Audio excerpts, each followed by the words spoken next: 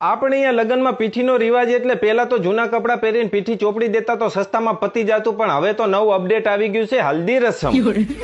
અને આ હલ્દી રસમની અંદર ઘરની લેડી ડોન પીળી હાડી પહેરે, પીળું પર્સ, પીળા ચંપલ, પીળી બંગડી, નેર પોલિશ પીળી અને માથાનો ચાંદલો પીળો. પોતે તો પીળી પીળી થાય પણ ચુન્નુ મુન્નુને પીળા કપડાં પહેરાવે, ચુન્નુ મુન્નુના પપ્પાને પીળા કપડાં પહેરાવે. અને ઈ તો બચારો ફૂલી ગયેલા ફાંદા વાળો ચુન્નુ મુન્નુનો પપ્પો લાગે કેવો પાકી ગયેલા પપૈયા જેવો. મંડપમાં આમથી આમ ડાફેડા મારતો હોય ને જેના સામું જોવે એ બધા પીળા. છોકરાના લગ્ન હોય તો લાડો પીળો, છોકરીના લગ્ન હોય તો લાડી પીળી, એની માં પીળી, એનો બાપ પીળો. લગ્ન વાળા તો પીળા હોય પણ આવેલા બધા મહેમાને પીળા. મંડપ આખો પીળો, ખુરશીઓ પીળી, સ્ટેજ પીળું, ફૂલે પીળા અને ડેકોરેશન પીળું, જાણે રાયડાનું ખેતર. બધા પીળા પીળા અને વાંઢા આવું જોવે એટલે એમને બચારાને લેવા દેવા વગરની પીળા.